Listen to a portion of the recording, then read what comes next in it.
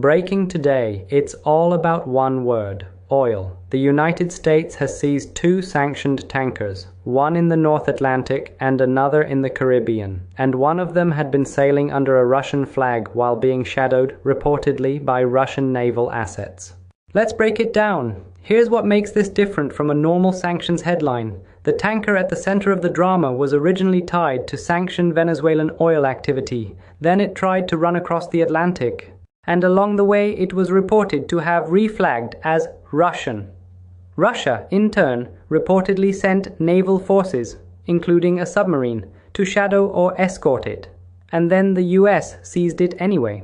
Moscow is calling it illegal. Washington says it was a lawful seizure under a federal warrant tied to sanctions enforcement. And that sets up the real risk. Once you start physically taking ships on the open ocean, you're not just doing paperwork sanctions anymore. You're testing red lines in real time. Now connect this to the bigger storyline. Venezuela. The Trump administration has been framing Venezuela in blunt transactional terms: oil flows, control of proceeds, and maximum leverage. Supporters call it pressure to stabilize the region and cut off bad actors. Critics call it coercion that looks like old-school power politics. Either way, oil is the lever, because oil is not just money, it's influence over markets, shipping routes, and who gets access in a tight global energy environment. So watch what happens next. If seizures continue, this becomes a maritime campaign, and that pulls in insurers, port access, flags of convenience, and potentially direct friction with Russia if Moscow decides it must protect ships more aggressively.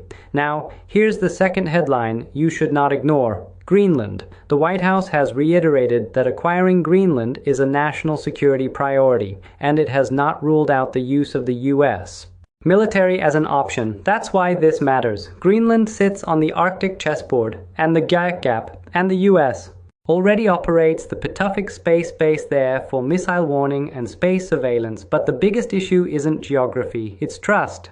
If Washington is pressuring a NATO partner over territory while simultaneously seizing Russia-flagged tankers at sea, Europe hears one message: the rules are becoming optional, and alliances are becoming transactional. So here's the bottom line. 1. Tanker seizures raise the risk of US-Russia escalation by accident.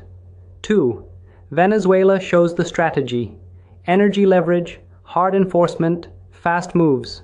3. Greenland shows the consequence. Allies start wondering where the boundary is. Now tell me what you think. Is this smart realism that avoids forever wars?